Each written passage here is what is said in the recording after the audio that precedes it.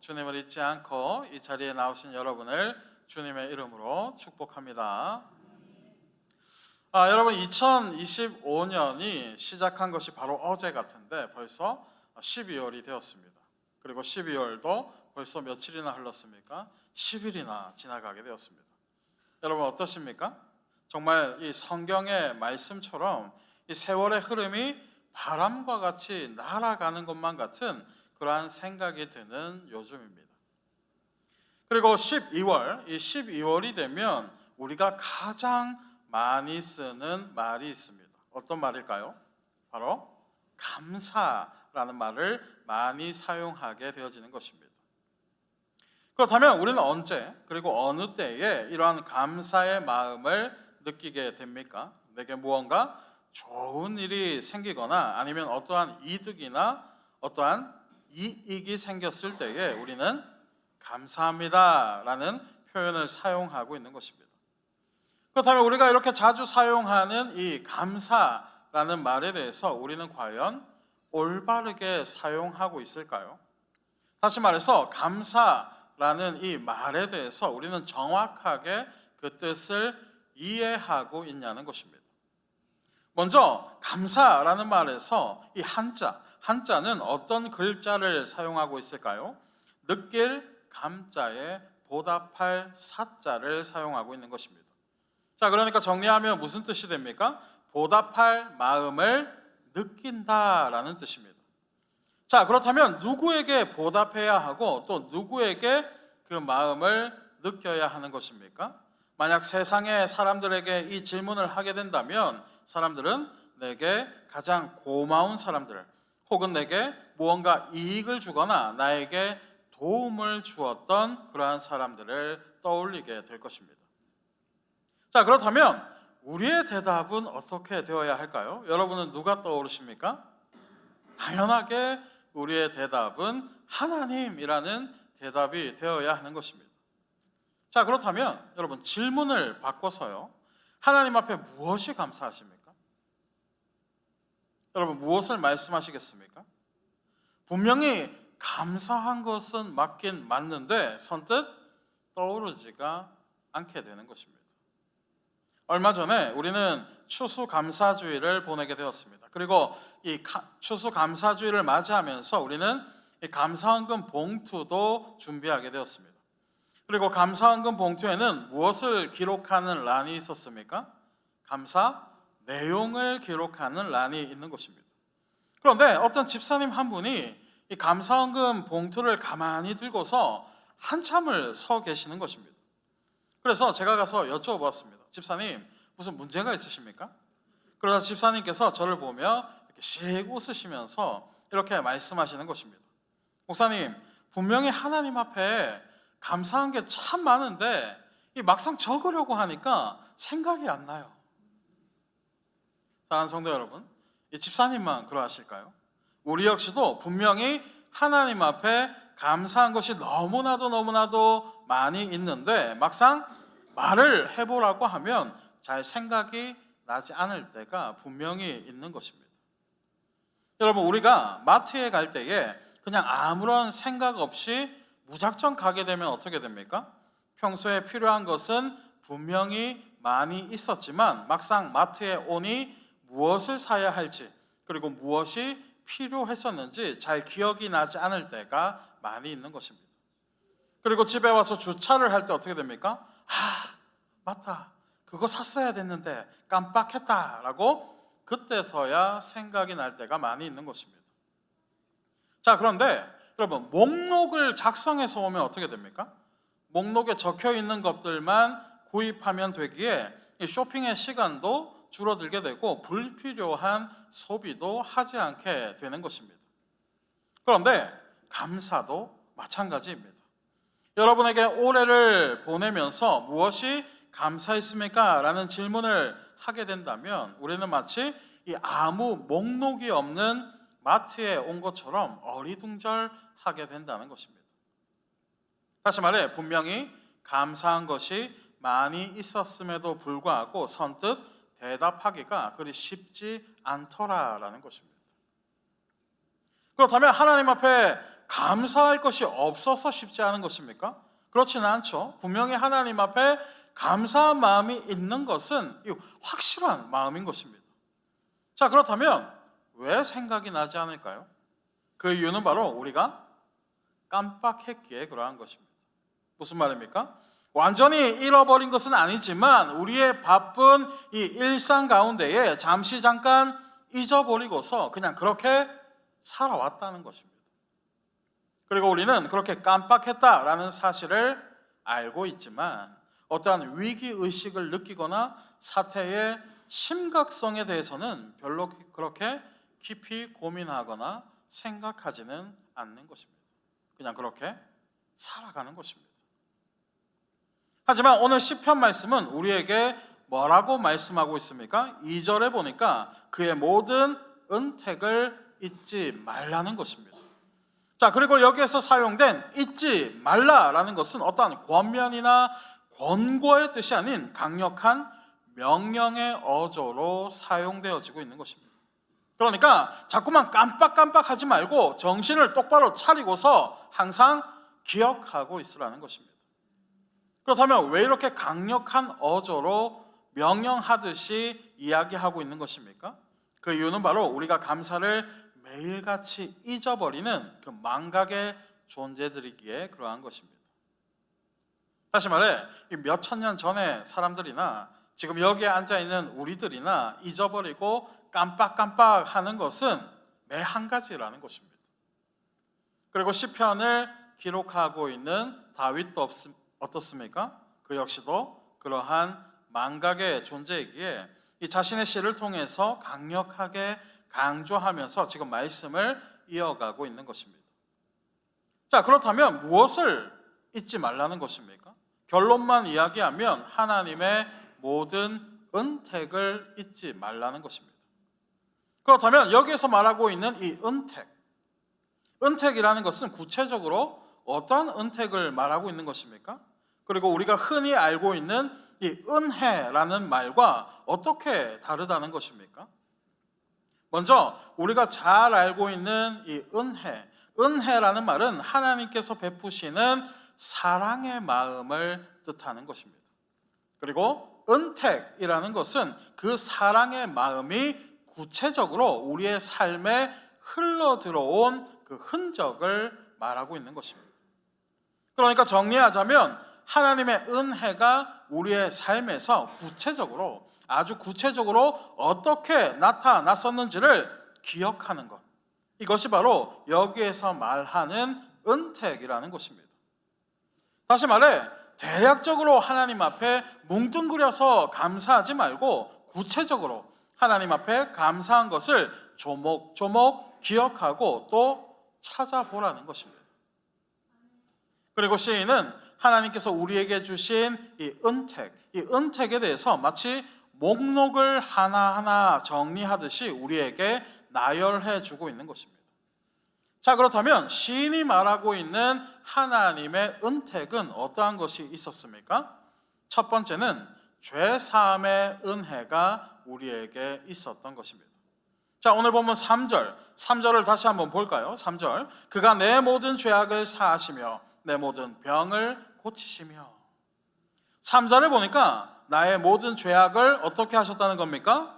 사하셨다라는 것입니다. 다시 말해 죄 용서의 은혜를 우리에게 입히셨다는 것입니다. 여러분, 원래 우리는 어떠한 존재들이었습니까? 에베소서 2장 3절, 전에는 우리도 다 그 가운데서 우리 육체의 욕심을 따라 지내며 육체와 마음에 원하는 것을 하여 다른 이들과 같이 본질상 진노의 자녀들이었습니다. 죄악이 인간에게 찾아오게 됨으로써 우리는 하나님의 진노를 피할 수가 없는 본질상 진노의 자녀들이었습니다.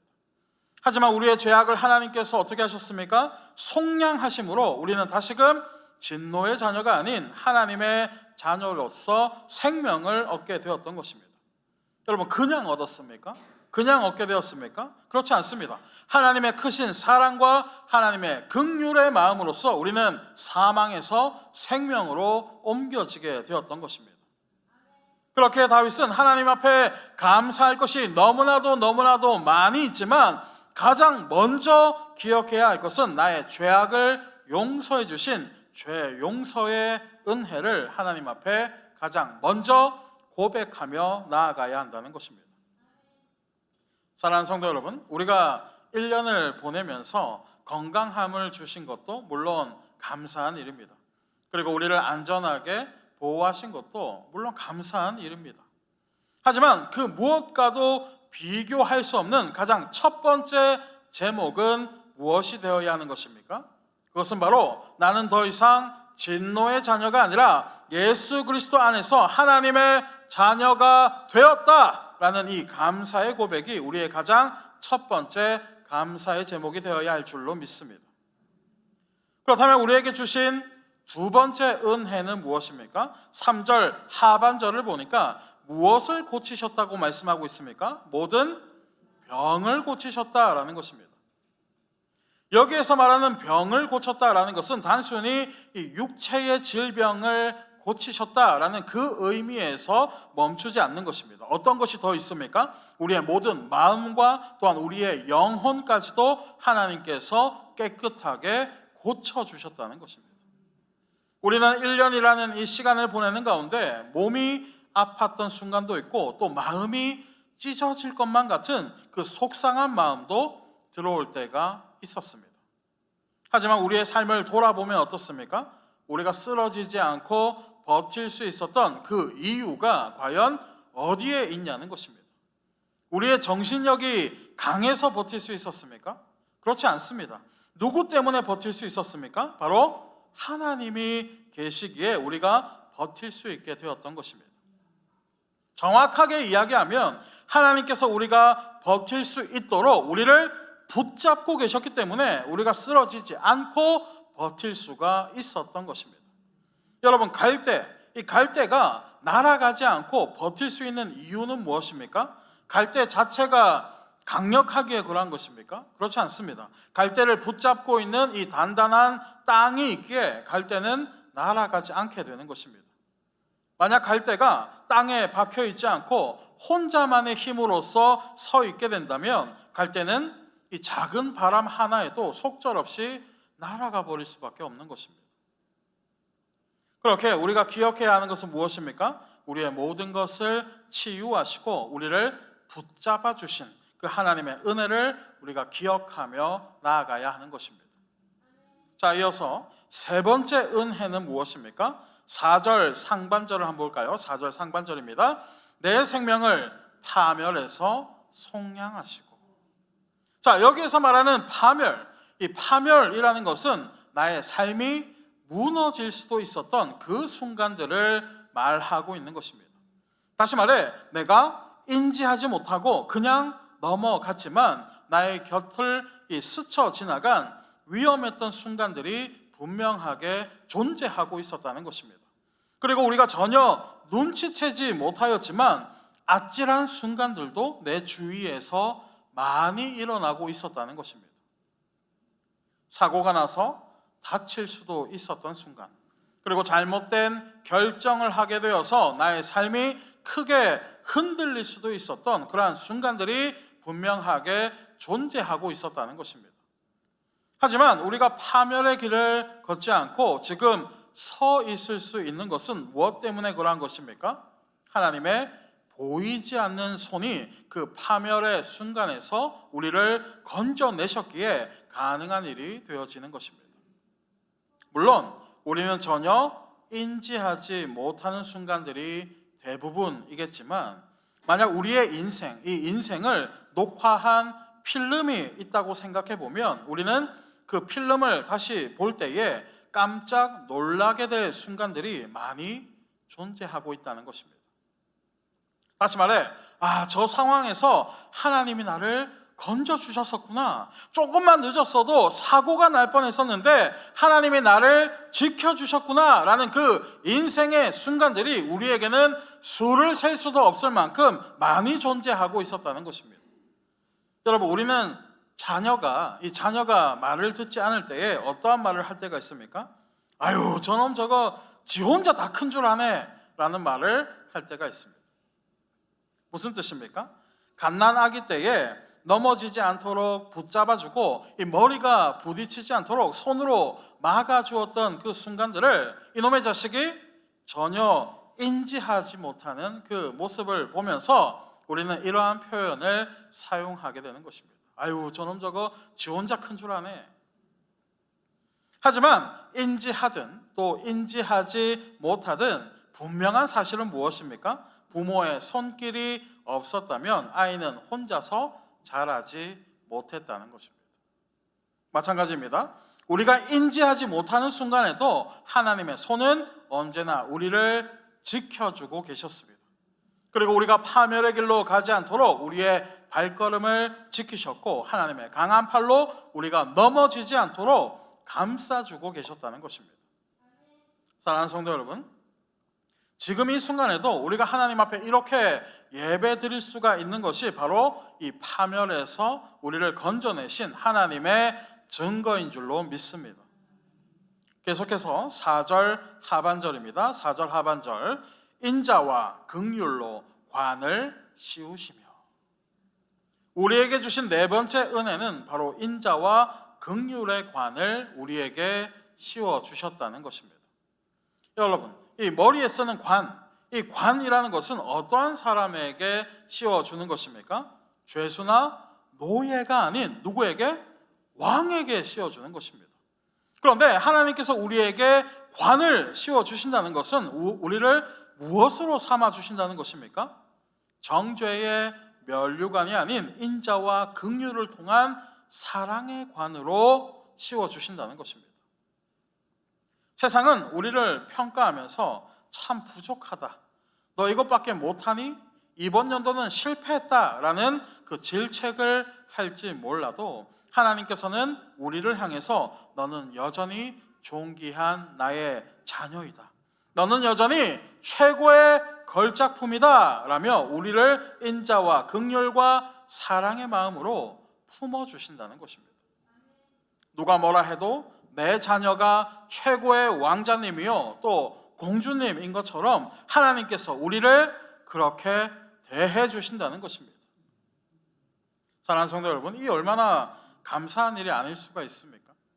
너무나도 감사한 하나님의 은혜요, 하나님의 손길이 아닐 수가 없는 것입니다. 마지막 5번째 은혜입니다. 오늘 본문 5절을 다 같이 읽겠습니다. 5절 다 같이 시작. 좋은 것으로 내 소원을 만족하게 하사 내 청춘을 독수리같이 새롭게 하시는도다. 아멘. 우리가 기억해야 할 5번째 은혜는 가장 좋은 것으로 주시는 하나님의 은혜인 것입니다. 여러분, 우리는 좋은 것, 이 좋은 것이다 라고 하면 보통 어떠한 것을 떠올리게 됩니까? 더 많은 것, 더 높은 것, 그리고 더욱 큰 것을 떠올리게 되는 것입니다. 하지만 하나님께서는 무엇이 가장 좋은 것이라고 말씀하십니까? 가장 낮고 가장 작은 것이 더욱 좋은 것이다 라고 말씀하고 계시는 것입니다. 왜 큰 것이 아닌 작은 것이 좋은 것이고 왜 높은 것이 아닌 낮은 것이 좋은 것입니까? 그 이유는 바로 하나님께서 채워주시기에 그러한 것입니다. 야고보서 4장 10절입니다. 주 앞에서 낮추라. 그리하면 주께서 너희를 높이시리라. 사랑하는 여러분, 이미 모래가 가득히 들어선 이 통은 어떻습니까? 무언가를 담을 수가 없게 되는 것입니다. 하지만 텅텅 비어있는 통은 어떻습니까? 그만큼 좋은 것으로 채워져 갈 수가 있게 되는 것입니다. 마찬가지입니다. 우리가 모든 것을 비워내고 오직 하나님만을 바란다면 우리의 영혼은 하나님이 주시는 가장 좋은 것으로 채워질 수가 있는 것입니다. 하지만 우리가 이미 나로 가득 차 있고 또 나의 욕심과 다른 것으로 가득 차 있다면 우리의 영혼은 하나님으로 채워질 수가 없게 되는 것입니다. 그렇게 우리가 지금 낮아져 있고 또 내가 작아져 있다라는 이 사실에 대해서 비관하거나 비참하게 여기지 않아도 되는 것입니다. 오히려 낮아지고 작아진다라는 것은 하나님 앞에 감사의 제목이 되어지고 우리가 고백해야 하는 하나님의 은혜가 된다는 것을 우리는 그 사실을 기억해야 하는 것입니다. 자, 이제 말씀을 맺겠습니다. 여러분, 마트에 갈 때에 목록을 작성하지 않고 그냥 가게 되면 어떻게 된다고 했습니까? 필요한 것을 잊어버리고 집에 도착해서야 생각이 나게 되는 것입니다. 감사도 마찬가지입니다. 우리는 감사에 대해서 그냥 막연하게 생각하면 안 되는 것입니다. 우리가 받은 복을 세어보라는 그 찬양의 가사처럼 우리는 우리에게 주신 하나님의 은혜를 반드시 마음속에 기록하고 또 기억해야 하는 것입니다. 사랑하는 성도 여러분, 1년 동안 여러분에게 부어주신 하나님의 은혜는 어떠한 것이 있었습니까? 오늘 예배가 끝난 후에 집에 가셔서 한번 적어보시는 것도 좋은 방법이 되어지는 것입니다. 부디 오늘의 말씀을 여러분 꼭 기억하셔서 내 마음속에 감사의 목록을 기록하시고 또 하나님의 은혜를 날마다 기억하시는 사랑하는 저와 여러분이 되시기를 이 시간 주님의 이름으로 간절히 축원합니다. 오늘 우리 주신 말씀 기억하시면서